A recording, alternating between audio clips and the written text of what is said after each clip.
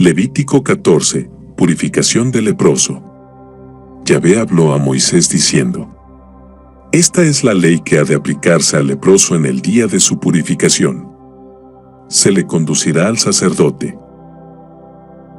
Y el sacerdote saldrá fuera del campamento, si, tras de haberlo examinado, comprueba que el leproso está ya curado de la llaga de lepra. El sacerdote mandará traer para el que ha de ser purificado 2 pájaros vivos y puros, madera de cedro, púrpura escarlata e hisopo. Después mandará inmolar uno de los pájaros sobre una vasija de barro con agua viva. Tomará luego el pájaro vivo, la madera de cedro, la púrpura escarlata y el hisopo, los mojará, juntamente con el pájaro vivo, en la sangre del pájaro inmolado sobre el agua viva. Y rociará 7 veces al que ha de ser purificado de la lepra. Y, tras de declararlo puro, soltará en el campo el pájaro vivo. El que se purifica lavará sus vestidos, se afeitará todo su pelo, se bañará en agua, y quedará limpio. Después podrá entrar en el campamento, pero durante 7 días ha de habitar fuera de su tienda. El día 7º se afeitará todo su pelo, su cabellera, su barba, sus cejas, es decir, se afeitará todo su pelo, lavará también sus vestidos, bañará su cuerpo en agua y quedará limpio. El día 8º tomará 2 corderos sin defecto y una cordera de 1 año sin defecto, y como oblación, 3 décimas de flor de harina amasada con aceite y 1 cuartillo de aceite. El sacerdote que hace la purificación presentará ante Yahvé, junto con todas esas cosas, al hombre que ha de purificarse, a la entrada de la tienda del encuentro. El sacerdote tomará uno de los corderos para ofrecerlo como sacrificio de reparación, además del cuartillo de aceite, y lo mecerá como ofrenda ante Yahvé. Luego inmolará el cordero en el lugar donde se inmola el sacrificio por el pecado y el holocausto, en lugar sagrado, porque, tanto en el sacrificio por el pecado como en el sacrificio de reparación, la víctima pertenece al sacerdote, es cosa sacratísima. Después el sacerdote tomará sangre de la víctima de reparación y mojará el lóbulo de la oreja derecha del que se está purificando, el pulgar de su mano derecha y el de su pie derecho. Y, tomando del cuartillo de aceite, el sacerdote echará parte de él sobre la palma de su mano izquierda.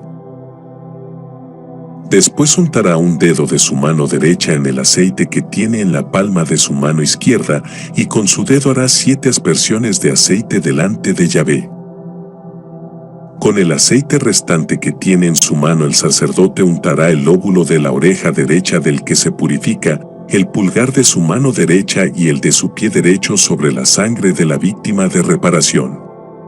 El resto del aceite que quede en la mano del sacerdote se echará sobre la cabeza del que se purifica. El sacerdote expiará así por delante de Yahvé. El sacerdote ofrecerá el sacrificio por el pecado y hará expiación por el que se purifica de su impureza, después inmolará el holocausto. Y ofrecerá sobre el altar el holocausto y la oblación. De esta manera el sacerdote hará expiación por él y quedará limpio. Si es pobre y no tiene suficientes recursos, tomará un cordero como sacrificio de reparación, como ofrenda mecida, para hacer expiación por él, y además, como oblación, 1 décima de flor de harina amasada con aceite, 1 cuartillo de aceite. Y 2 tórtolas o 2 pichones, según sus recursos, uno como sacrificio por el pecado, y otro como holocausto. Al 8º día, los llevará al sacerdote a la entrada de la tienda del encuentro para su purificación delante de Yahvé. El sacerdote tomará el cordero del sacrificio de reparación y el cuartillo de aceite, y los mecerá como ofrenda ante Yahvé. Después de haber inmolado el cordero del sacrificio de reparación, el sacerdote tomará sangre de la víctima de reparación y mojará el lóbulo de la oreja derecha del que se purifica, el pulgar de su mano derecha y el de su pie derecho. Luego derramará parte del aceite sobre la palma de su mano izquierda. Con un dedo de su mano derecha hará ante Yahvé 7 aspersiones con el aceite que tiene en la palma de la mano izquierda. Untará con el aceite que tiene en su mano el lóbulo de la oreja derecha del que se purifica, el pulgar de su mano derecha y el de su pie derecho, en el lugar donde puso la sangre de la víctima de reparación. Derramará el resto del aceite que le quede en la mano sobre la cabeza del que se purifica, haciendo expiación por el ante Yahvé. Luego ofrecerá, conforme a los recursos suyos, una de las tórtolas o de los pichones. Es decir, lo que alcanzan sus recursos, uno como sacrificio por el pecado y otro como holocausto, además de la oblación. De este modo el sacerdote hará expiación ante Yahvé por aquel que se purifica. Esta es la ley de purificación para aquel que tiene llaga de lepra y cuyos recursos son limitados. Yahvé habló a Moisés y a Aarón diciendo: Cuando hayáis entrado en la tierra de Canaán que yo os doy en posesión, y castigue con lepra alguna de las casas de la tierra que poseeréis. El propietario de la casa irá a avisar al sacerdote, diciendo: ha aparecido algo como lepra en mi casa.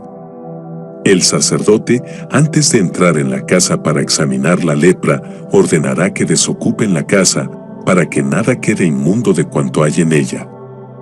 Después entrará el sacerdote a examinar la casa. Si al examinarla observa que la mancha forma en las paredes de la casa cavidades verdosas y rojizas que parecen hundidas en la pared, el sacerdote saldrá a la puerta de la casa y la cerrará durante 7 días. Volverá al día séptimo, y si comprueba que la mancha se ha extendido por las paredes de la casa, mandará arrancar las piedras manchadas y arrojarlas fuera de la ciudad en un lugar inmundo. Hará raspar todo el interior de la casa y echarán fuera de la ciudad, en un lugar inmundo, el polvo que hayan quitado. Luego tomarán otras piedras y las pondrán en lugar de las primeras, y también argamasa nueva para revocar la casa.